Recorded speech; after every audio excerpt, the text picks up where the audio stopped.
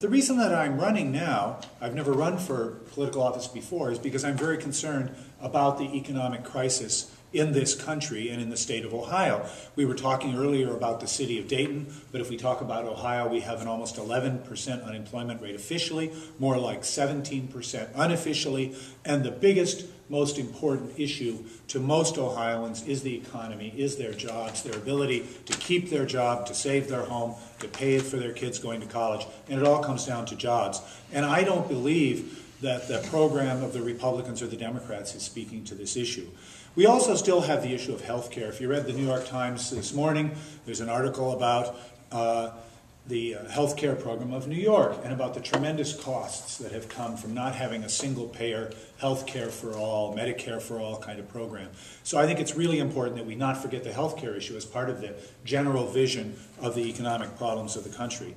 Also, and it's a much more broad and general issue and hard to get a grasp on it sometimes, is the whole issue of the environmental crisis, which is really an enormous and looming problem for our society.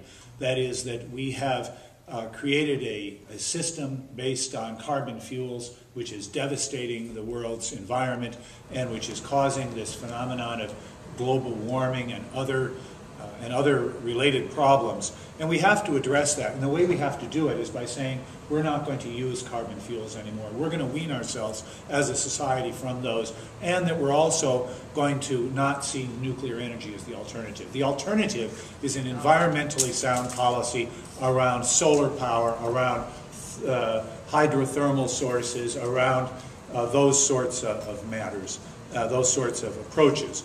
And finally, I don't think we can adequately address any of these issues unless we end the wars in Iraq, Afghanistan, and Pakistan. Because those wars not only take a tremendous amount of money, take the lives of many thousands of Americans, have been devastating to millions of people in those nations and surrounding nations, but they also have a terrible impact on the ethos, on the national morality of our country. So unless we deal with the issue of war and turn from war, we cannot deal with the issues of the economy, environment, and healthcare, and so on. Now, as I started to mention, the Republicans and the Democrats both are failing to really address these issues. And I think that there was great hope for change in the Obama election and the Obama administration. And I think it is, in many ways, many people are feeling disappointed, and I think rightly so. Billions and billions of dollars went to save the banks, but they did not save us. The money went to save the banks, but it did not save homeowners, it did not save small business, it did not free up credit, it did not really create a system which in any way would benefit the majority of people in our society.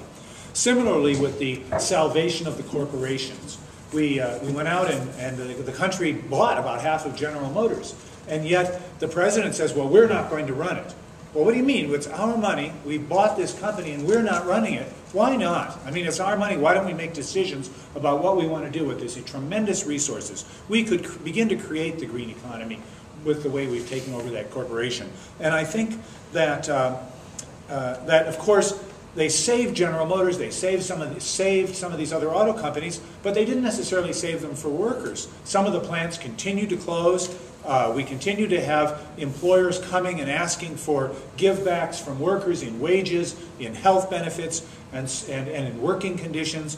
For the American worker, life in a factory job has really deteriorated under the pressure of the employer, under the policies of the government, and including the current administration. So I think that this has been a great disappointment in the area of the banks and corporations. And as I already mentioned, in healthcare, we need single payer. We need to have a healthcare system that works towards healthcare for all as part of a system where everybody has a neighborhood healthcare clinic where they see doctors, where people have constant, regular medical attention so that they don't go to the emergency room, so that they don't have to worry, and that is fundamentally oriented towards preventive medicine.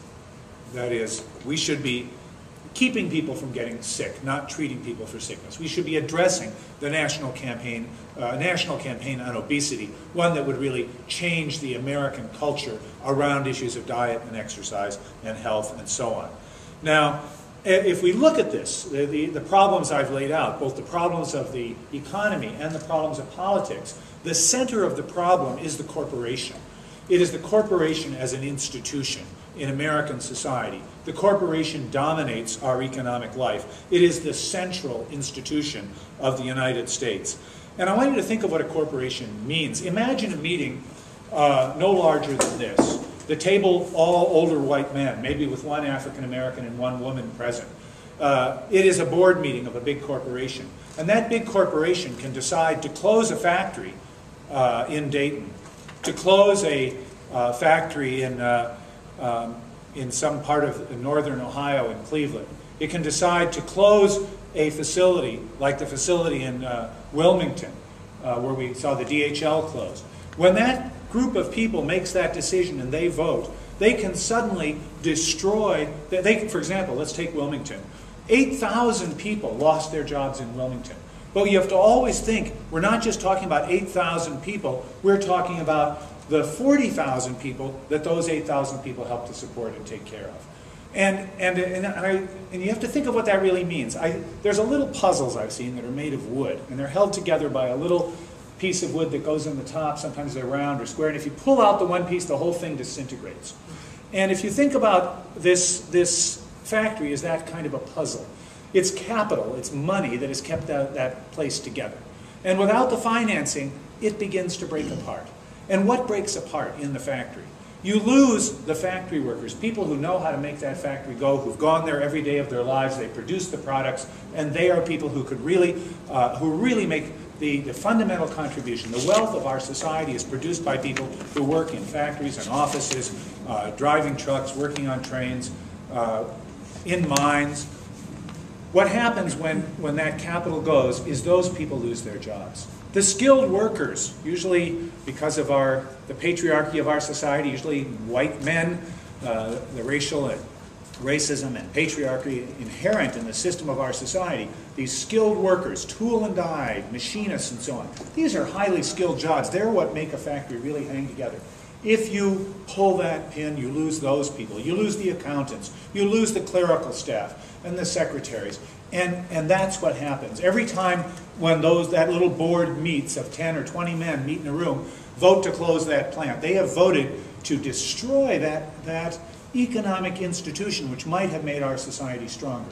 But of course, then think of the second part of that. That institution is rooted in a community where the people who work in that factory are people who belong to all the things we usually talk about, right? The school, the soccer team, the football team, the church, the community organization.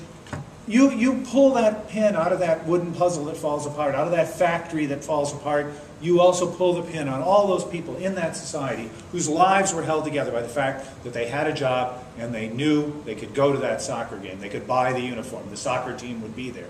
Now that's disintegrated and that's going to fall apart. And I think that